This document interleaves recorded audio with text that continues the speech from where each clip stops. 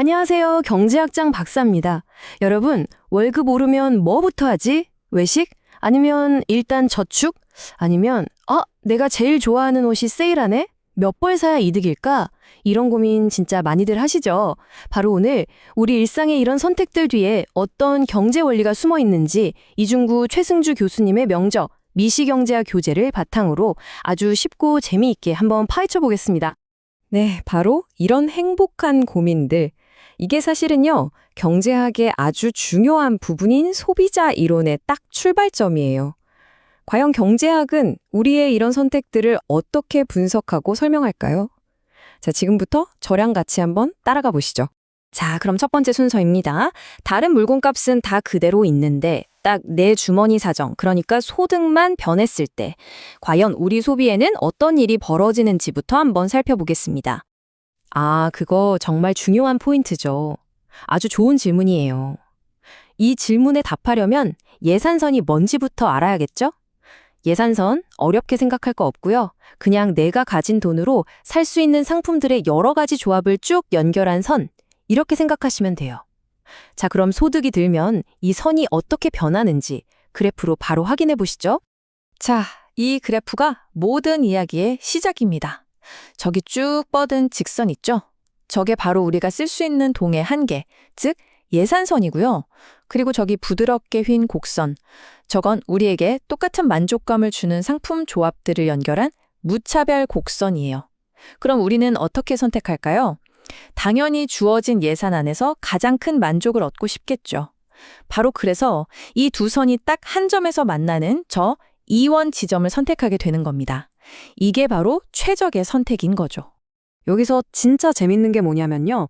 소득이 M2로 또 M3로 점점 늘어나면 예산선이 원래 모양은 그대로 유지하면서 저렇게 바깥쪽으로 평행하게 이동한다는 거예요.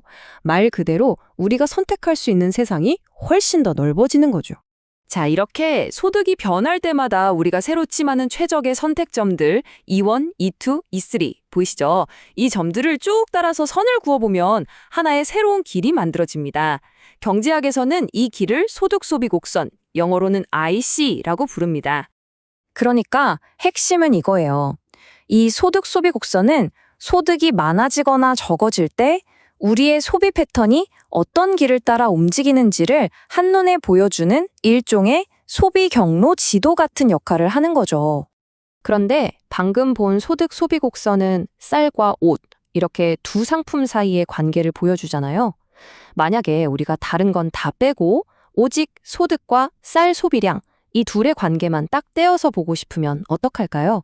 바로 그럴 때 필요한 게 엥겔 곡선입니다. 보시는 것처럼 소득 소비 곡선에 담겨 있는 정보 중에서 소득 수준과 쌀 소비량 정보만 쏙 빼내서 새로운 그래프로 그린 거예요. 19세기 독일의 통계학자 에른스트 엥겔의 이름을 따서 만든 이 곡선은요, 아주 유용합니다.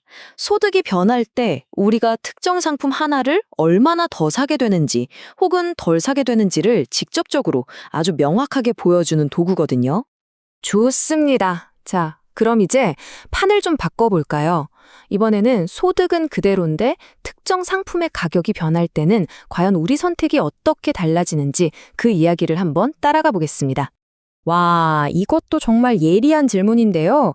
아까 소득이 변할 때는 예산선이 평행하게 쓱 움직였죠?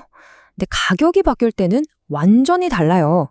평행 이동이 아니라 한쪽 끝은 가만히 있고 다른 한쪽 끝이 움직이는 회전을 하게 됩니다. 왜 그렇게 되는지 한번 볼까요? 자, 화면 보세요. 옷 가격은 그대로인데 쌀 가격만 싸졌어요. 그럼 똑같은 내 월급으로 살 수 있는 쌀의 최대량이 확 늘어나겠죠? 바로 그래서 예산선이 X축을 기준으로 저렇게 바깥쪽으로 휙 하고 회전하는 겁니다. 그리고 당연히 가격이 떨어질 때마다 새로운 최적의 지점 E2, E3를 찾아서 이동하게 되고요. 그리고 이제 다들 감이 오시죠? 아까처럼 이 새로운 최적점들을 쭉 이으면 이번에는 또 다른 길, 바로 가격 소비 곡선이라는 새로운 경로가 그려집니다. 영어로는 PCC라고 해요. 자, 여러분, 이제 진짜 하이라이트입니다. 집중해 주세요. 우리가 방금 그린 이 가격 소비 곡선 안에 경제학에서 가장 유명하고 중요한 개념 중 하나가 탄생하는 비밀이 숨어 있거든요. 자, 위에 있는 가격 소비 곡선 그래프를 다시 한번 자세히 들여다볼게요.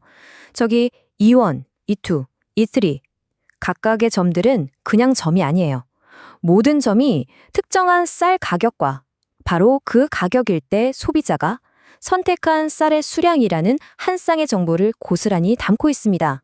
바로 이겁니다. 이 연결고리가 정말 기가 막히죠. 위쪽 그래프에 있던 그 가격 정보와 수량 정보를 아래쪽 세 도화지에 그대로 가져와서 점을 찍고 쫙 이어주면 와, 우리가 경제학 시간에 그렇게 많이 봤던 오른쪽 아래로 내려가는 바로 그 수요 곡선이 탄생하는 순간입니다. 이게 정말 중요한 포인트입니다. 우리가 흔히 보는 수요 곡선이라는 게 그냥 누가 교과서에 쓱 그려놓은 추상적인 선이 아니었던 거예요.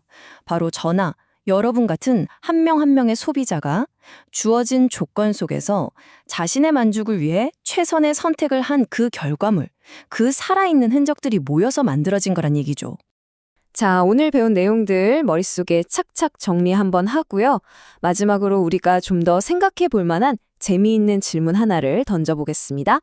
오늘 우리가 본 이 4가지 개념을 한번 보세요. 눈에 보이지 않는 소비자의 마음속 만족에서 시작해서 실제 시장에서 눈에 보이는 수요라는 현상까지 어떻게 논리적으로 연결되는지 그 강력한 연결고리를 우리는 함께 확인한 겁니다. 정말 대단하지 않나요? 자, 오늘 우리는 이렇게 한 사람 한 사람의 수요 곡선이 어떻게 탄생하는지 그 비밀을 파헤쳐 봤습니다. 그렇다면 궁금해지죠. 이런 수많은 사람들의 수요가 다 모인 시장 전체의 수요 곡선은 과연 어떻게 만들어질까요? 이 질문 한번 곰곰이 생각해 보시면서 오늘 강의를 마무리하겠습니다. 다음 시간에 더 흥미로운 경제학 이야기로 돌아오겠습니다. 지금까지 경제학장 박사였습니다.